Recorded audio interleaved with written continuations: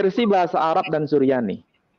Ya, sekali lagi, ini pendekatan linguistik sebetulnya, pendekatan kebahasaan.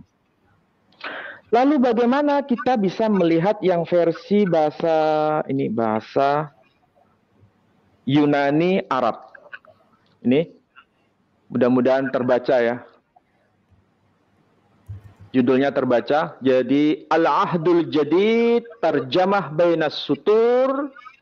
Jadi ini perjanjian baru, terjemahan interlinear yang bahasa apa? Bahasa Yunani dan bahasa Arab. Di sini kalau bahasa Yunaninya tidak disebut Alahe karena Alahe itu bahasa Suryani.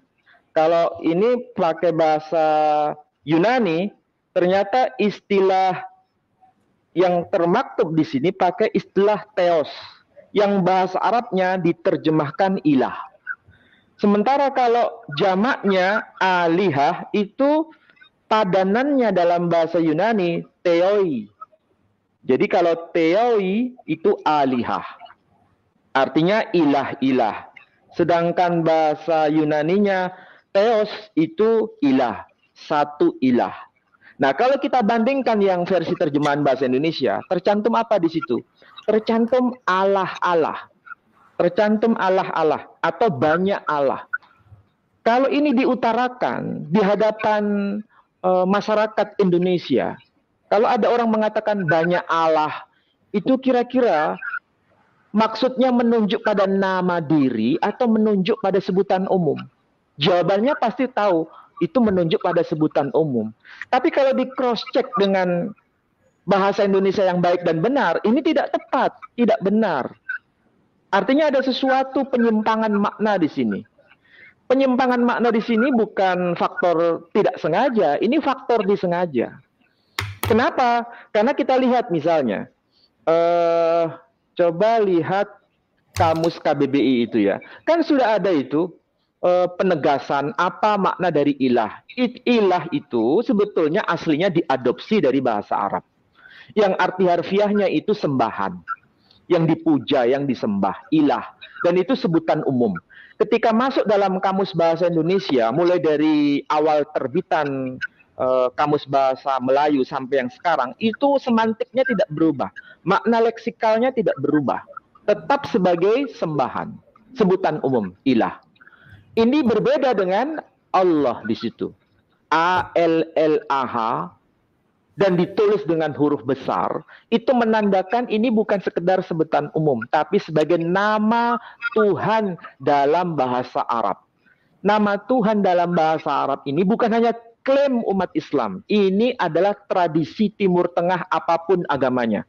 Mau yang Yahudi menyebutnya sebagai nama, proper name. Mau yang Nasrani di Timur Tengah sebagai proper name. Tapi kenapa di Indonesia berubah? Dan bukan kamusnya yang mengubah, tapi ada sebagian orang yang sengaja menyelewengkan makna ini tidak tepat sesuai dengan kaidah bahasa Indonesia yang baik dan benar. Artinya keluar dari lingkungan medan semantik bahasa Indonesia itu sendiri.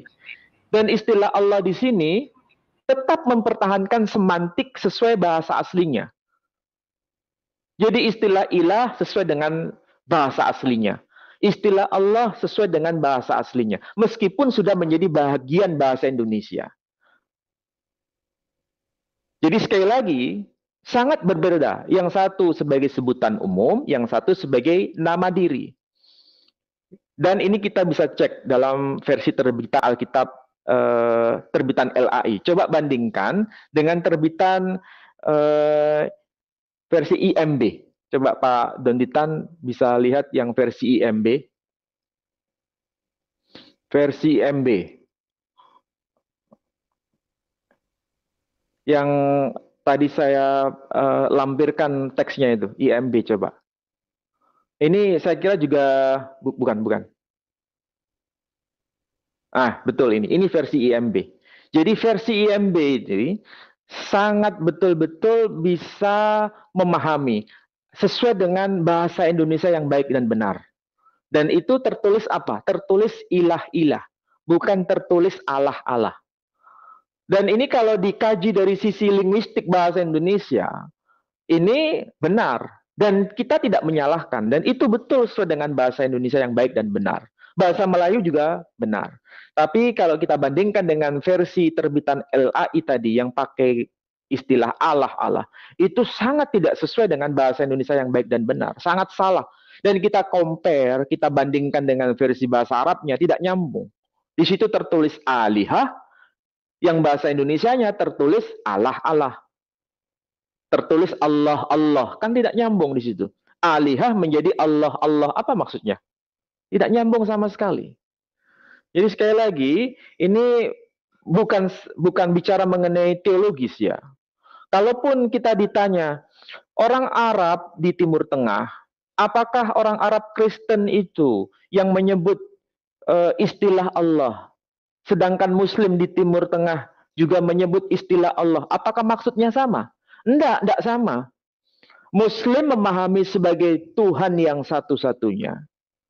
Tanpa mengenal konsep Trinitas. Tanpa dipahami dalam konteks Trinitas. Yang Nasrani memahaminya secara teologis sebagai pemahaman terkait dengan Trinitas. Sama-sama menggunakan istilah Allah. Sama. Yang satu pakai istilah Allah, yang satu juga pakai istilah Allah. Allah Al-Khaliq bagi yang Muslim. Tapi bagi yang Nasrani sebagai Allah Al-Ab, Ibnullah, Allah Sang Bapa, dan Ibnullah, Putra Allah, dan sekaligus Ruhullah. Jadi konsepnya Trinitas. Kalau berbeda cara pemahaman, berbeda teologis, ya nggak ada masalah di Timur Tengah. Perbedaan, ya diakui. Tetapi mereka sepakat bahwa istilah Allah di situ merujuk pada proper name.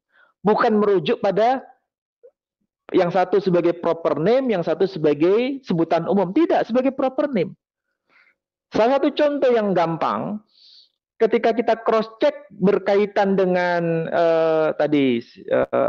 teks yang Keluaran pasal 18 ayat 11, itu bahasa Arabnya tertulis alihah. Tertulis alihah. Tetapi kalau kita lihat versi bahasa Indonesianya, bukan ilah-ilah, tapi tertulis Allah.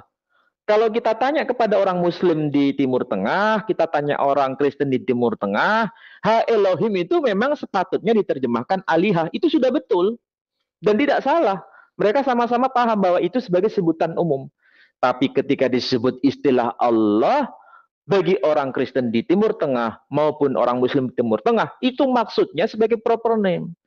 Nah, ini tidak ada hubungannya dengan kaitan orang yang berkata bahwa kenapa orang Kristen di Indonesia tidak boleh pakai Allah? Bukankah istilah itu sudah dipakai oleh orang Kristen sebelum Islam datang? Jawabannya betul. Tidak salah bahwa istilah Allah sudah dipakai oleh orang Kristen di Timur Tengah sebelum Islam datang. Sebagaimana istilah Allah sudah dipakai oleh orang Yahudi Arab di Timur Tengah sebelum Kristen datang. Sebagaimana orang Arab di Timur Tengah penyembah berhala menyebut Allah sebagai proper name sebelum orang Yahudi datang. Jadi tidak ada kaitannya bahwa orang Nasrani sudah menggunakan nama Allah di Timur Tengah. Kenapa dilarang orang Nasrani di Indonesia pakai istilah Allah? Tidak ada kaitan di situ.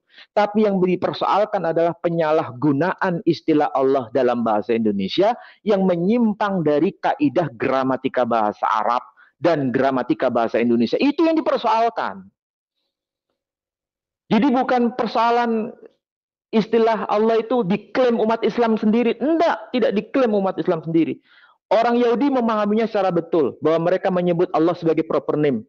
Bahkan mereka hormat dengan istilah proper name. Ini saya punya kitabnya ini. Kitab orang Yahudi sendiri. Ini kitab yang disebut Firush, Raf, Yehuda, Ibn Bal'am. Firush, Raf, Yehuda, Ibn Bal'am. Ini tafsir Rabai Yehuda Ibn Bal'am terhadap kitab apa? Le Sefer Yesa'yahu. Terhadap kitab Nabi Yesaya. Di sini menggunakan bahasa Ibrani dan bahasa Yudeo-Arabik. Ini saya tunjukkan. Tuh, ini ada tulisan. Nah, ini ada tulisan Ibrani dan Arab. Berarti ini ditulis dalam dua bahasa. Dan pakai bahasa yang namanya bahasa Yudeo-Arabik seperti ini. Ini bahasanya Arab, tapi tulisannya tulisan Ibrani. Di sini banyak muncul istilah Allah sebagai proper name, bukan sebagai sebutan. Jadi sekali lagi, orang Yahudi sudah paham bahwa istilah Allah itu proper name. Mau yang di Timur Tengah maupun di luar Timur Tengah, sudah paham, sudah benar. Dan umat Islam tidak boleh mengklaim bahwa istilah Allah itu milik umat Islam. Tidak. Sebagaimana umat Yahudi tidak mengklaim bahwa istilah Allah hanya milik umat Yahudi. Tidak. Umat Nasrani di Timur Tengah juga menggunakan istilah Allah. Dan itu betul. Tidak boleh diklaim bahwa itu miliknya umat Nasrani. Juga tidak boleh diklaim itu miliknya hanya khusus umat Islam. Tidak. Tapi itu milik bersama dan dipahami secara bersama sebagai proper name. Di Timur Tengah maupun di luar Timur Tengah. Yang jadi masalah di Indonesia. Kenapa diselewengkan maknanya sebagai sebutan umum? Itu yang perlu dipersoalkan. Dan itu harus diluruskan. Sebab kalau tidak, alibinya adalah ini milik umat Islam. Apakah benar? Enggak, bukan milik umat Islam. Itu milik bersama. Tetapi harus dalam konteks yang betul. Dalam bahasa Arab yang betul. Dalam bahasa Indonesia yang betul. Bukan membuat bahasa sendiri. Kalau membuat bahasa sendiri, bahasa itu menjadi kacau. Kalau menjadi kacau, dan itu menjadi persoalan yang sampai sekarang tidak pernah selesai. Sehingga perdebatan itu sampai sekarang menjadi terus menggelinding, mengkristal, dan tidak ada ujung pangkalnya. Jadi sekali lagi, yang kita persoalkan adalah penyalahgunaan istilah Allah tidak sesuai dengan bahasa Arabnya, tidak sesuai dengan bahasa Indonesianya secara baik dan benar. Toh Lembaga Alkitab Indonesia, sekali lagi, Lembaga Alkitab Indonesia menerbitkan Alkitab bahasa Indonesia sehari-hari. Artinya sejak awal Lembaga Alkitab Indonesia yang menerbitkan Alkitab bahasa Indonesia sehari-hari itu menggunakan juga istilah ilah-ilah pada ayat yang sama, pada kitab yang sama, pada pasal yang sama. Tadi coba lihat yang versi BIS, bahasa Indonesia sehari-hari. Tolong ditampilkan, Pak. Nah, itu coba. Yang versi BIS, itu pakai istilah apa? Versi-versi yang lain juga pakai istilah apa? Ternyata betul. Artinya ada usaha bahwa istilah ilah-ilah itu dipakai oleh LAI. Tapi pada terbitan yang lain kenapa pakai istilah Allah-Allah? Jadi ada inkonsistensi di situ. Kenapa tidak konsisten pakai istilah ilah saja? Bukankah itu juga diterbitkan oleh LAI? Jadi LAI sendiri sudah menerbitkan itu. Ilah-ilah, penggunaan istilah ilah-ilah. Tapi yang terbitan LAI, yang terjemahan baru, yang TB bukan BIS, tapi pakai istilah Allah-Allah. Ini yang menjadi masalah. Ibaratnya saya, kalau mewakili sebagai LAI, itu akan terjadi konflik batin sebetulnya. Pada saat yang sama menggunakan istilah ilah. Tapi pada saat yang lain juga menggunakan istilah Allah. Kalau begitu mana yang betul? Saya kira itu sebagai pengantar ya Pak Denditan. Mudah-mudahan ini memicu kita untuk tanya jawab lebih lanjut.